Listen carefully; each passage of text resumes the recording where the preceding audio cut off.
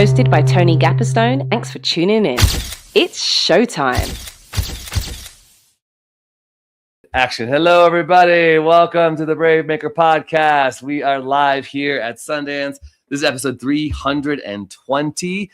And I'm Tony Gapperstone. I'm the founder and executive director. I am a writer, director, and actor. And I'm going to do inclusive description. My pronouns are he, him, his. I'm wearing a black t-shirt today with my black glasses. I'm a Caucasian guy with some brown hair and some blonde tips. And I'm with my co-host over here. Hey, y'all. Priscilla Lamb, actor, producer, also director of community engagement here at Brave Maker.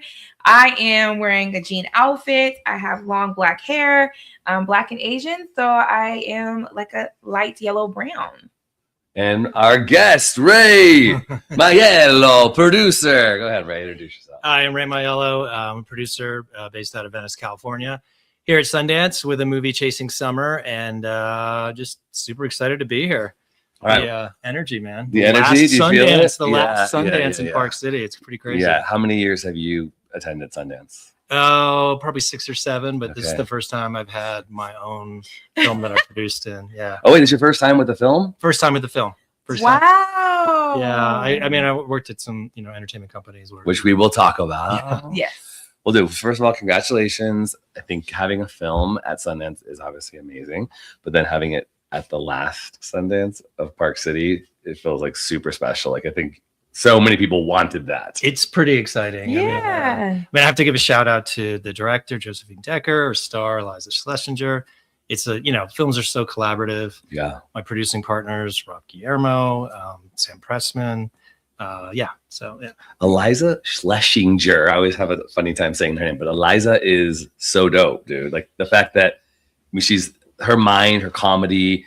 Talk about getting connected to her and this whole movie's all about. So my producing partner, Rob Guillermo, he and we met at Netflix. We started together on the first day in 2013. Wow. Were you in LA or up in the Bay? No, we were in LA, Yeah, in okay. Beverly Hills. And Netflix at the time was a lot smaller. Yeah. There was like 150 people in the whole office.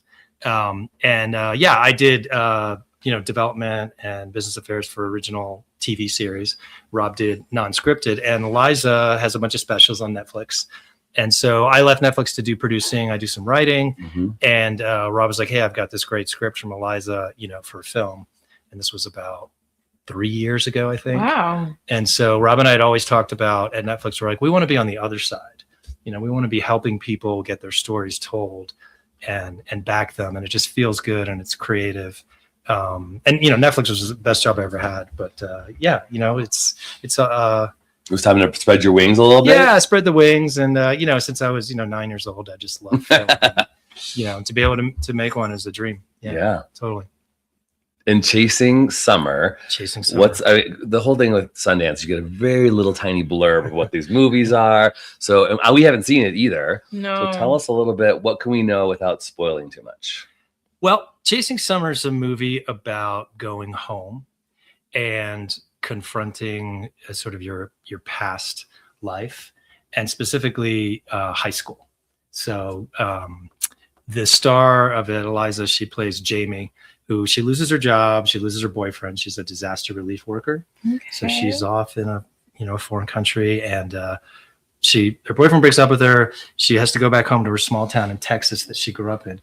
She hasn't been back to that town in 20 years. Wow. And, wacky parents. She runs into friends that she hasn't seen in 20 years from high school that are very different from her, right?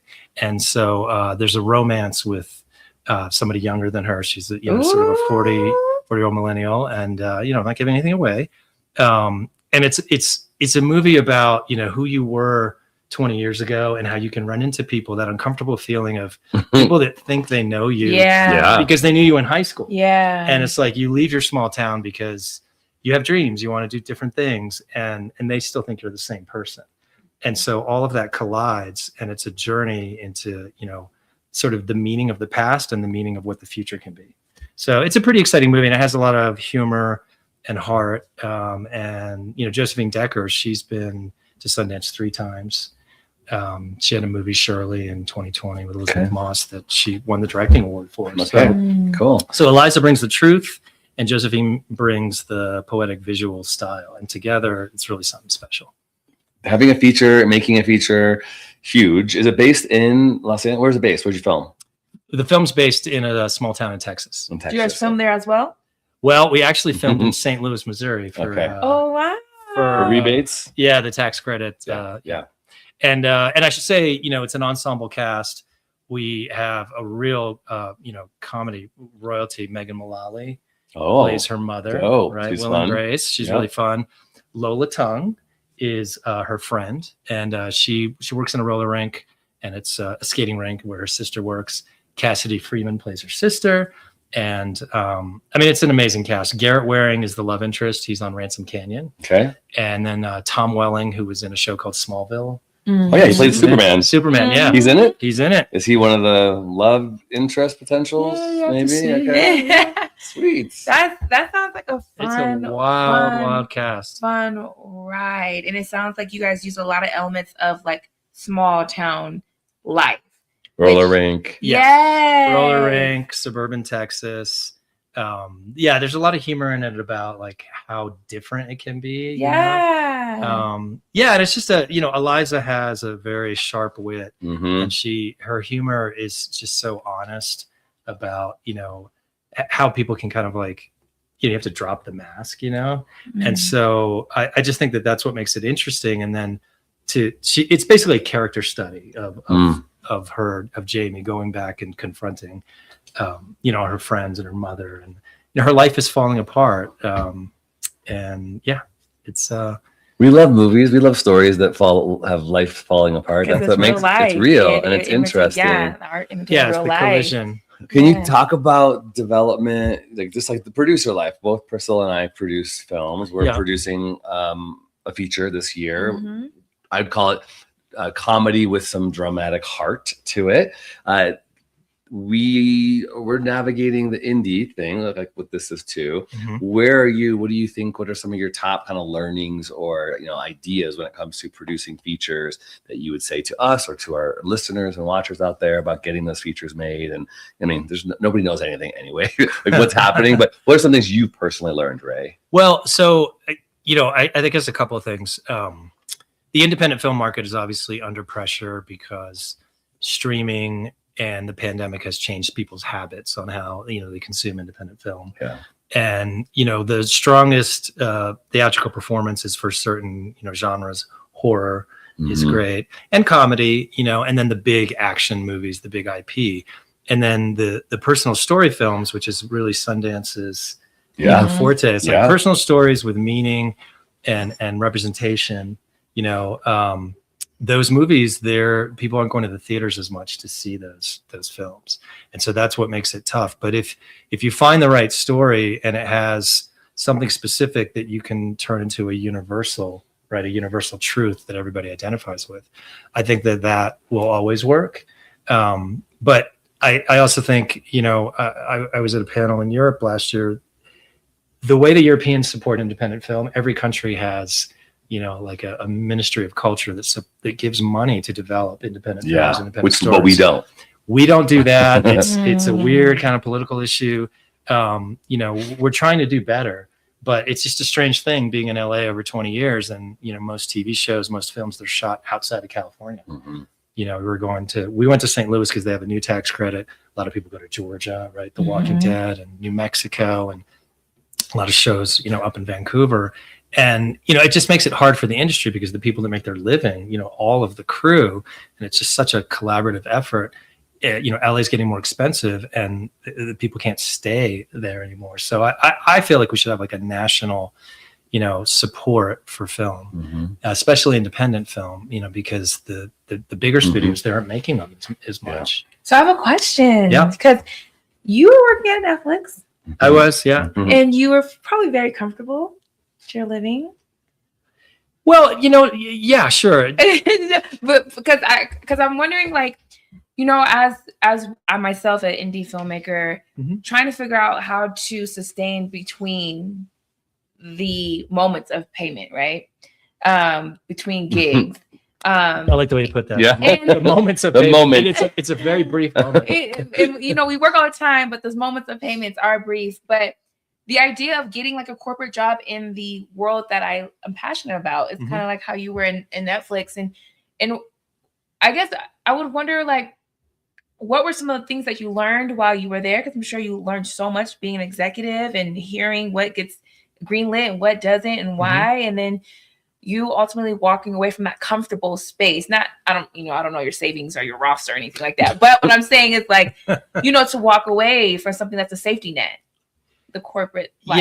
Yeah, no, I can speak to that. I mean, Netflix in particular, especially at that time, because it was early Netflix, it's the best job I ever had. And, Reed Hastings, Ted Sarandos, Cindy Holland, they changed my life because they got me to see, how you can build a company, with an idea and with passion. And then similarly, it inspired me to do what I really want to do. That's awesome leadership. Right. And so that's what Netflix is about. And Reed would always say, like, this is like a sports team. Like, you give us, a few of your best years, and then, we find the next, like, star player, So they're a different kind of company in that way. It's not a long-term stability thing. Okay. It's more of about, there's a clear objective. And it's just great. And so, that inspired me to go off on my own, but it's a fantastic job. The company's probably grown like 3x since I've been there.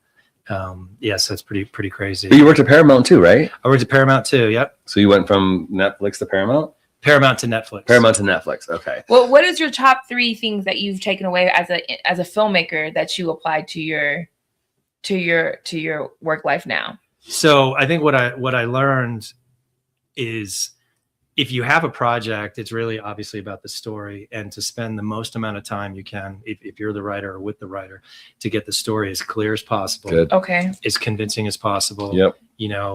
Especially with film, the whole save the cat and, the story beats. But then you also want to take a step back and be like, the story fits all those things, but is it resonating? Is it getting at a deeper truth? Okay. Because I think that it's about truth and empathy. And, we see film, I think, to, preserve that feeling of empathy for life, right? The lights go out and you feel like, oh, somebody understands, like, what I'm thinking, what I'm going through, how I relate to people. So I think independent film is about that. And when you have a story that has that empathy and has, universal truth, I think that people respond to it. Okay. You're speaking right to me right now. I really resonate with that. Like the heart, even Brave Maker, our whole mission is to tell stories, to tell brave stories that can change the world. And a good story is one where people feel seen, right? They feel connected. There's emotion. Their heart is connected. And this film that we're doing, non-profiting, it's, as an artist, you have to be an entrepreneur. We are a nonprofit. Sundance is a nonprofit. Anything that you do when you make a film, when you start a new endeavor, it's so hard. It's so humbling. You want to do good. You want to create some art that's amazing, that touches people. And my whole tagline with this film, non-profiting, is like, can you do good and not burn out? Can you be a creator? It's hard, right? It's so hard. It's a marathon. It's a marathon. It's a marathon is what I would say. And so I guess my next question to you to riff on is, what are some of the things that you are doing for sustainability? Like, how in this ever-changing world of film, and you live in LA, talk to us, because there's so many young people that I go, will we have a film industry in the future where young people can be telling stories like we're seeing now? Or will it all be social media stories? I don't know. Not that that's bad necessarily, but I'm curious about sustainability. Well, okay, I can say 2 things about that. It's funny that you say sustainability, because my first narrative feature was partially financed with green energy tax credits when the Biden administration changed the way that you could essentially transfer green energy tax credits. It's changed now because the administrations have changed and it's become a political issue. But that was My Dead Friend Zoe with Morgan Freeman and Ed Harris and Sonequa Martin Green and Natalie Morales. And it was great. And that was a story about veteran PTSD and grief. And a Black woman. And a Black woman, representation of very diverse cast. Very, very, very diverse cast. And that was at South by, right? That was at South by, and we were fortunate enough to win the audience award. Yeah, I remember. Wow. You know, so so Good that track was record, Ray, by the way. Oh, thank you. Well, I'm praying we'll see how Chasing Summer does. Yeah, but so that was what inspired me is that we could do both. We could do something for sustainability and create a story, and with huge impact on the PSD community and people who are in the military. Absolutely. Huge. And that's why, through some friends, Travis Kelsey came on as an executive producer on that project because he's a big supporter of veterans. Wow. And so, that was just an amazing project. Theatrical's tough though, but the film is out there and it resonates with a lot of people, and I'm very proud of it. Can I ask about the investment side of that? So you got the green energy tax, but you also had investors as well, right? Like outside private investing money. So you're piecing this thing together in all different ways. You're piecing it together. I mean, independent film, it's we have the money, and it's you're always really hustling. You're hustling and you're finding outside investors, and then there's a lot of people that just do bridge loans. So even if you have like a state tax credit, you're going to get say 30% back from the state. There are lenders that will then lend you that 30%. Knowing you're going to get it back later. Right. Okay, so then you're basically transferring it to them. Got it. And so there's a sort of healthy market for that, but they're risk averse too sometimes. Yeah. It depends on the project and who's attached and what the story is and what the plan is for it and what festivals it's going to go to.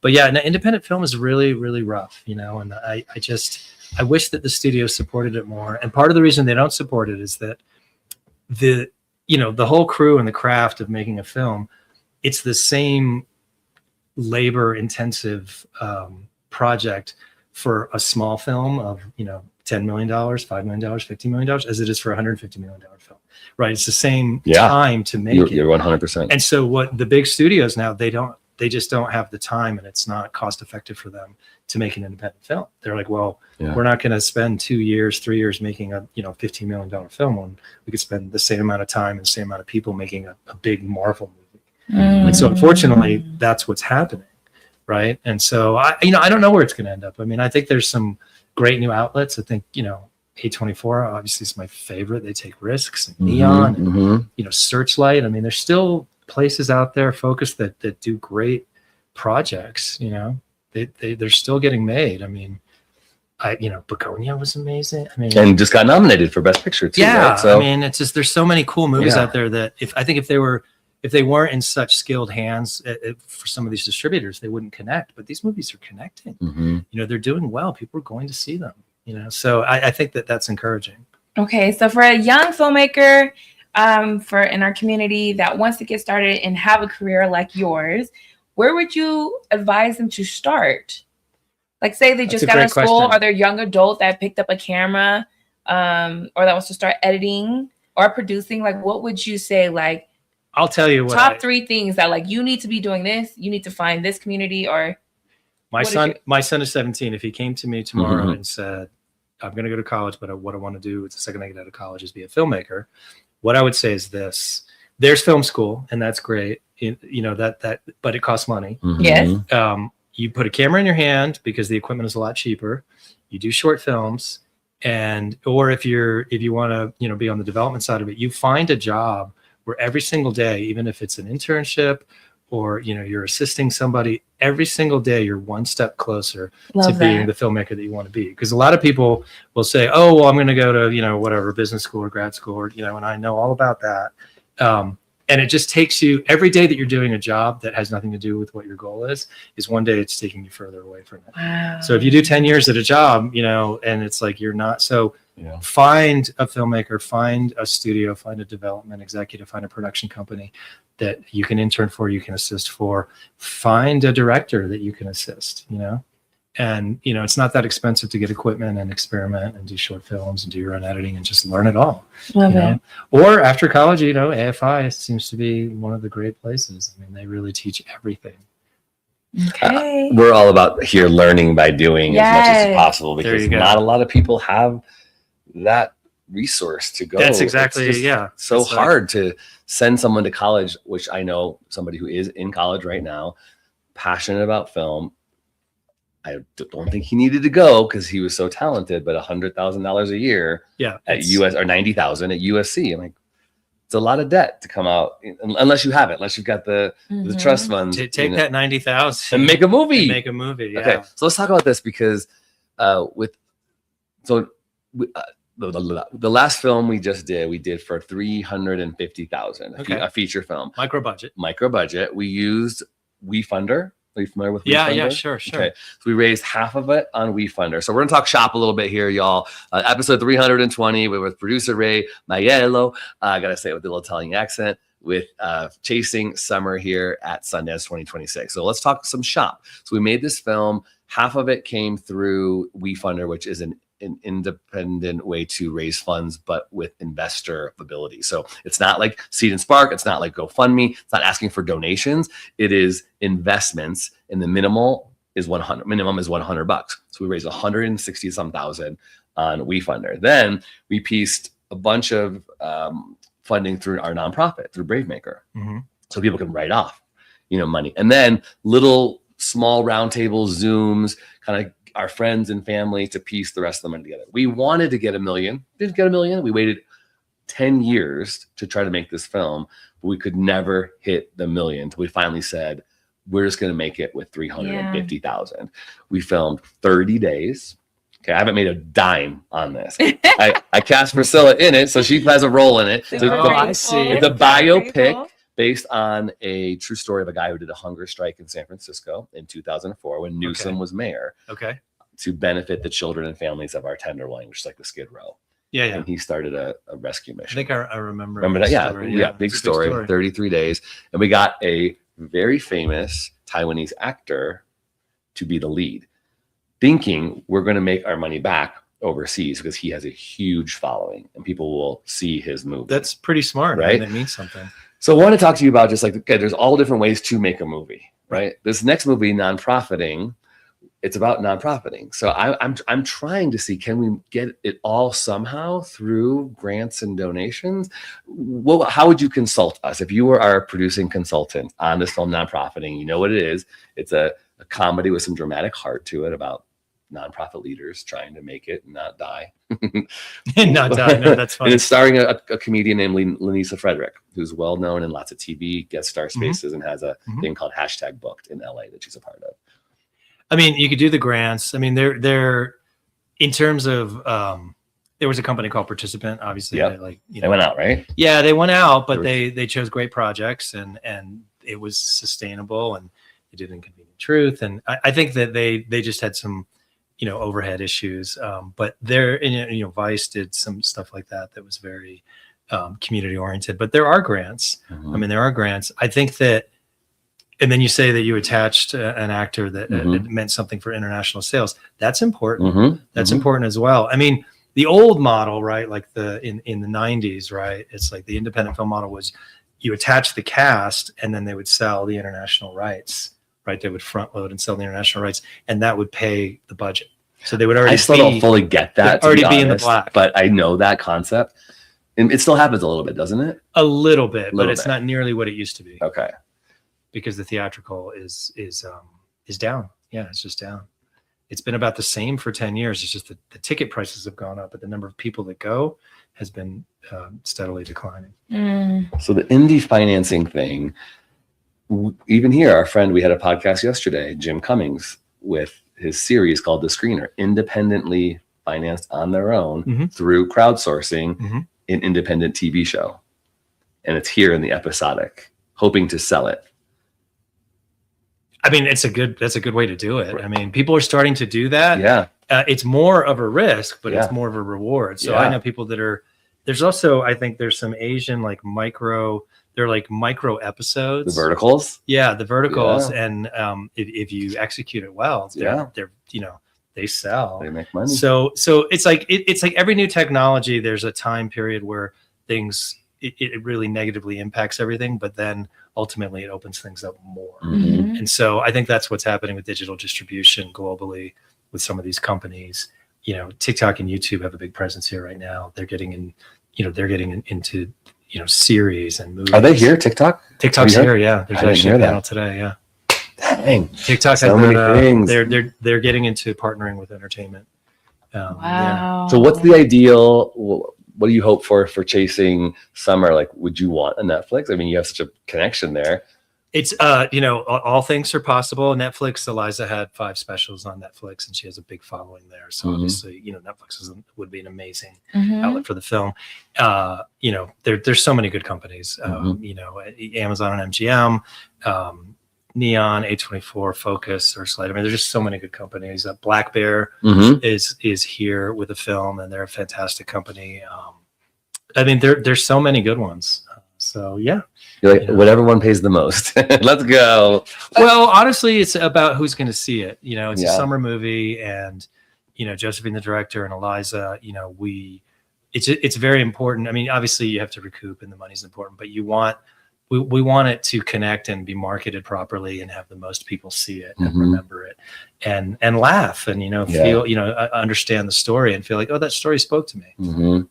So a summer movie, so you would like it to come out in the summertime? Yeah, ideally. Sure. Okay. Yeah. Well, our festival is in July, so if you need any festivals in NorCal for screening, sight unseen. We haven't seen it yet, but let's laugh. We all need to laugh. All right. Yes. All right. Any final questions just about the producerial life? Yes. We want to ask Ray. We got him. Yeah. If a screenwriter wanted to align with you, yes, and you be their producer, what are you looking for in their scripts?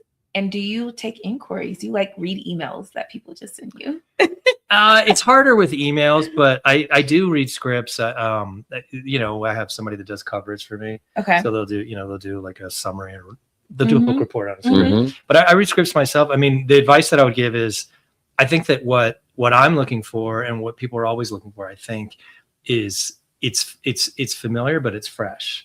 Right. So it's like, there's so many stories. It's like, oh, but that's like this, but it's like, yeah, but they updated it. Or it felt like a little bit more current. Like one of my favorite movies of all time is The Graduate. I mean, it's 1969. It's like, and it's been, some of that influence was in like Olivia Wilde's, Booksmart, and I feel like that movie, there's an influence everywhere in that movie. But the great movies have been remade in different ways, like the great stories. But yeah, familiar but fresh, and something that takes a specific story, but then finds the universality in it. Okay. I think that's always, what connects. Okay. Right. Like I see. Yep. You said empathy, universal truths. Yeah. Empathy and universal truths. Been your statements. Yeah, I will. Yeah. Okay. I will own those, empathy and universal truth. Okay. 100%. Yeah. So everyone listening and or watching, if you are a screenwriter or a filmmaker and you have a script right now, can you think about your story in that way? Like, okay, so our story is about a daughter and a father who are both in different jobs that are considered nonprofits, and how they're crumbling and trying to figure out how they're going to move forward in life. I go, okay, not everyone has worked at a nonprofit. Is that going to exclude? But no, everyone has had a job that has felt burned, like they got burned out. You're making my wheels spin a little bit. And those like moments of crafting the story are important. But also, it is important to go, who is your audience? Let me end with that question, because I get that all the time. Who's your audience? Who's your audience? And I'm just starting to get okay, I think, going, yeah, it's not for everybody. But I need to be able to pinpoint, who do I want to watch it? How would you respond to that question? Well, I think that's important, but I mean, I think the old film thing is like the 4 quadrant. Right, the 4 quadrant. Right. Explain that for those who don't know. So like me. So the Holy Grail in the big studio days of the 70s, 80s, and 90s was the 4 quadrant picture, which is the 4 demos: younger and older women, younger and older men. Okay. 4 quadrants, and most movies can only hit 2 or 3, and maybe some can hit all 4. But I think that, thinking about the audience, I'm trying to think to the universal truth point. There is one recent movie, like Sentimental Value. Have you guys seen? I haven't seen it yet. Nominated as well. It's a story that is about something real between a father and a daughter, and an actor who didn't really make time for his daughter. Correct. Because he was an actor. And just coming around to the consequences of it. And it has a lot of empathy and a lot of universality in the way that it's telling it. And I think that probably that, the writer, the director, Joaquin, wasn't thinking specifically about what the audience is, but more about the story. So I don't know how to answer that exactly. I think that if it's good, it will have a big audience, right? But I mean, there's genres that can target certain like specific comedies maybe and horror can specifically say, well, we want this young, male or female audience. But I think it's hard to build a script and art around the audience up front. The audience will come if the story is good. Okay. Is what I would say. It's a great way to end. Ray, anything else you want to say on your first Sundance film? Thank you for having me. And Chasing Summer at the Eccles on Monday. Really excited about it. Come see the film. The Eccles Theater is the biggest venue at Sundance with like 1,100 seats. So that's a great premiere. Congratulations. Oh, thank you. We're really excited. All right. Well, please keep following us here at bravemaker.org. We are going to be doing one more day of podcasts here in the Bravemaker condo. We are going to encourage you, please, if you believe in the arts, just like our film called Nonprofiting, support us. We are a public and charitable arts organization that receives 75 donations a month from people like you who believe in us. If you want to join that list of 75 people and get it up there, go to bravemaker.com/donate or just text the word Bravemaker from your phone to 44321. Thanks everybody for being a part. We'll look forward to seeing you and hearing your feedback. Please share this with people who would benefit from it. Brave stories change the world. And you are the story. Bye everybody.